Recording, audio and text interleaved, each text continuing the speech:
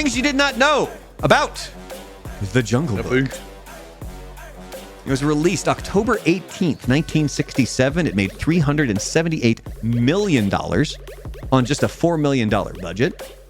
And it was also the last film that Walt Disney actually worked on before he passed away from lung cancer in 1966.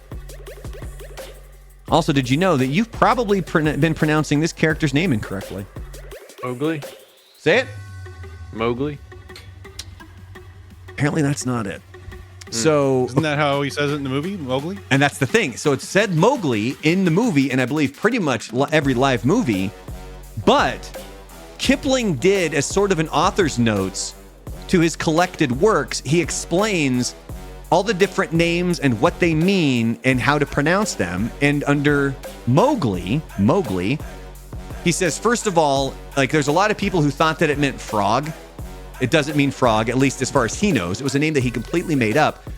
But the way that you're supposed to pronounce it, according to Rudyard Kipling, is Mowgli. Mowgli, okay. Like the M-O-W rhymes with cow, not mo. Well, there you go.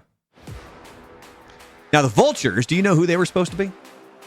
The Beatles. They were supposed to be the Beatles. They were going to be voiced by the Beatles, but the band's schedule did not allow time for them to actually record any of the parts. And quite frankly, John Lennon was like, yeah, I really don't want to do that anyway. So, yeah, he wasn't like, he was kind of a dick. John Lennon was. He was like, you guys can go fuck yourselves. I don't work. It's more for of a money. John, really. Or Paul right there. Yep. Like the British, but that sounds more Paul. All my Beatles sound the same. I don't know what you're talking about. I remember that. Do you remember Mark?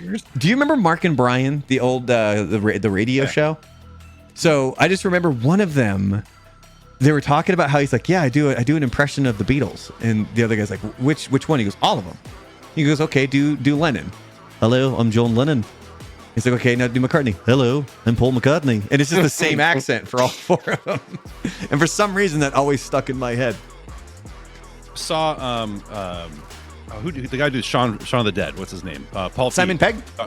Simon Pegg. Thank you. He can do all four of them perfectly, and he even explains the difference of like where to put your tongue to make it happen. It's pretty impressive. I'm gonna have to go watch that. That's brilliant. All right, Louis Armstrong. He was originally going to play King Louis. Can anybody think of where the problem would be with that? Because it was orangutan and the whole racist undertones or overtones, depending on where you come from.